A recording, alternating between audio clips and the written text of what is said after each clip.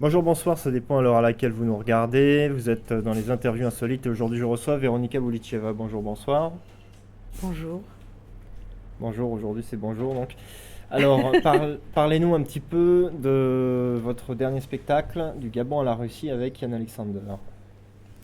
Le dernier, on vient de le faire là, il y a 2 heures. C'est ça? Oui, c'est celui-là, À oui. Clamart. On l'a À fait Clamart, aussi oui. un vendredi. Ben, la salle est sympa, j'aime bien. C'était chaleureux. Le son était très bon. Je me sentais très bien à l'aise. L'accueil était bien, le public aussi. J'aimais bien ces deux prestations.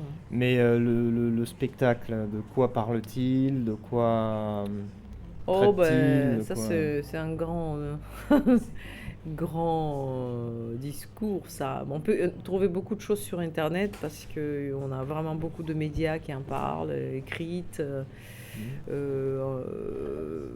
des radios, visuels, beaucoup de chansons, on peut trouver là-dessus.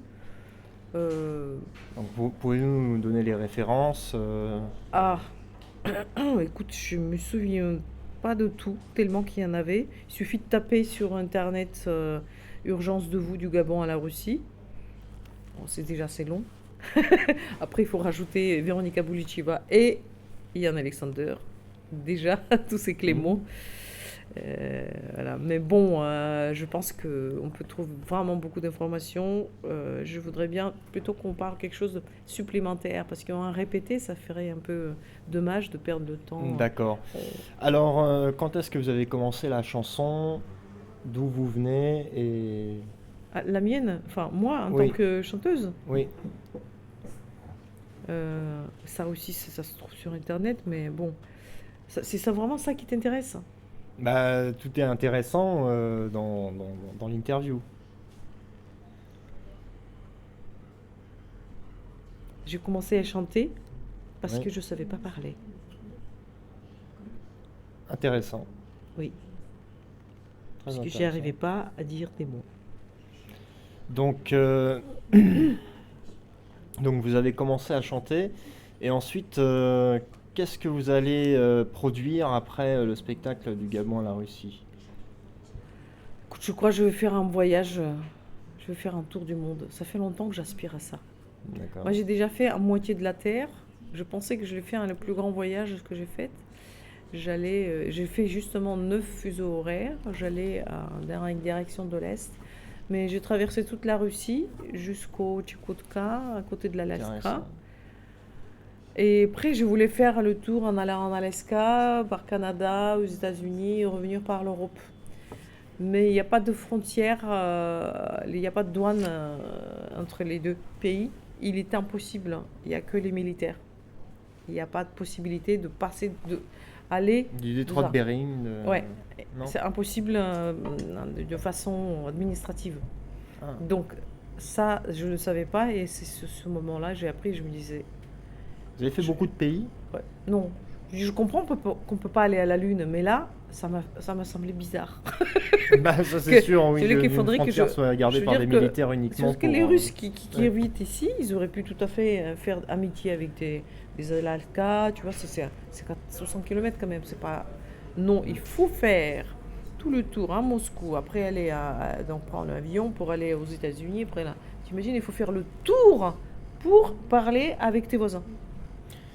Oui, c'est un petit peu compliqué effectivement, et alors qu'il y a juste un petit détroit entre Ah, les deux, quoi. mais ça démontre la situation actuelle dans le monde.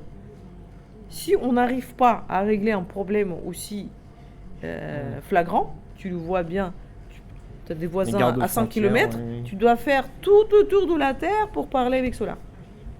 Administrativement parlant, bien sûr, on peut faire tricher. C'est pourquoi aujourd'hui, je trouve qu'il y a beaucoup de corruption dans tous les pays, dans tout le monde. Parce que administrativement, c'est impossible. Mm. Mais revenons-en à la chanson. Qu'est-ce qui vous a inspiré le plus dans votre art en règle générale, hein?